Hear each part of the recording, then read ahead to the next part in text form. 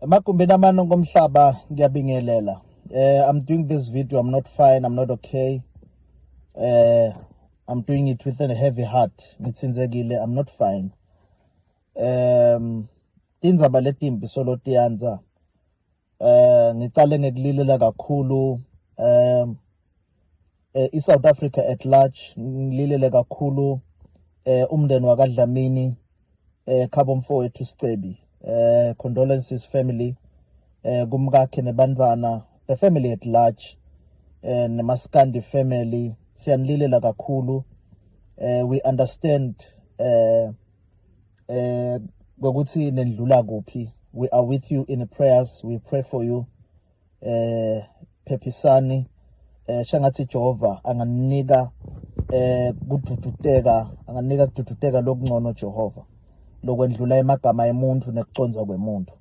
But I'm doing this video futhi kwesibili uyathi I am worried and concerned ngoba people, more especially South Africans, ngifeel ungathi tinto abatithathe serious. Ngike ngasho phambilini ngathi there's a serious attack lelandzela bantu base South Africa, more especially celebrities, more especially people who are in the entertainment industry. Ngasho ngathi but lokubhlungu uthi most of bantu labo uthi na ukhuluma ngiko kulukhulu nekushola igama lemuntu kubita vele uzube compelled to name the name, because labanye bevunga uthi mhlambe noma uyamfisela noma uyagesa noma whatever, kanti letinto losukuthi ikhuluma tinto letisuke tikhona. Ngiba buhlungu ngendlela lokwenteka ngayo. I wish people who are in the entertainment industry lokufaka ikhathi futhi ngisho nelitiko lakhona Arts and Culture South African, iminister yakhona ngivunga uthi noma ke hulumende at large kwangathi bekangayisukumela lenzaba yema musicians, yema actors, the entertainment industry, because the dark cloud is there. Lifle limnyama likhona libahaqile. Siyawuthi sifika kuDecember siyawube sijuju umlomo, siyawube singakhona nekukhuluma, nasingeke siyisukumele lenzaba siyithandazele silwe nayo. About 2 or 3 of them singafika kuDecember batawube balandzele if care is not taken though.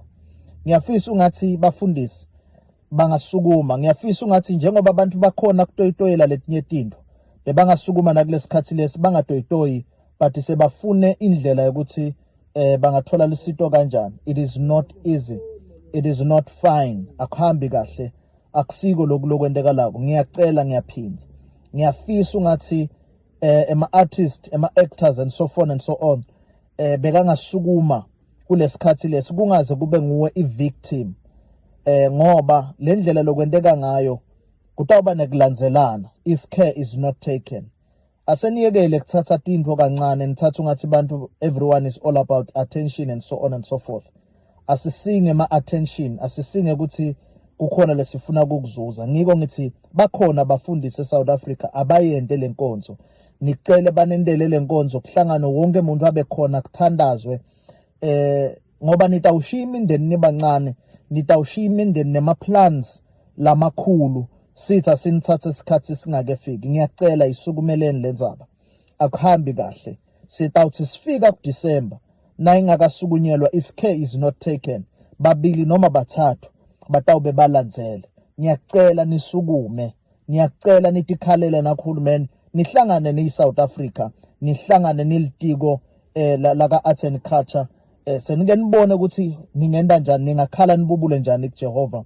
And nathi siyanithandazisa, we wish ukuthi uNkulunkulu anganiprotecta emigwacweni, buthongo nani Jehova anibiyeleta ingotini nekugula lokungacaci, bo heart attacks, bo strokes and so on and so forth. Ngiyacela but senisukumele niyekele lokucebesela tinto nicabanga ukuthi abantu bafuna i-attention. It is serious lento leyendekalako.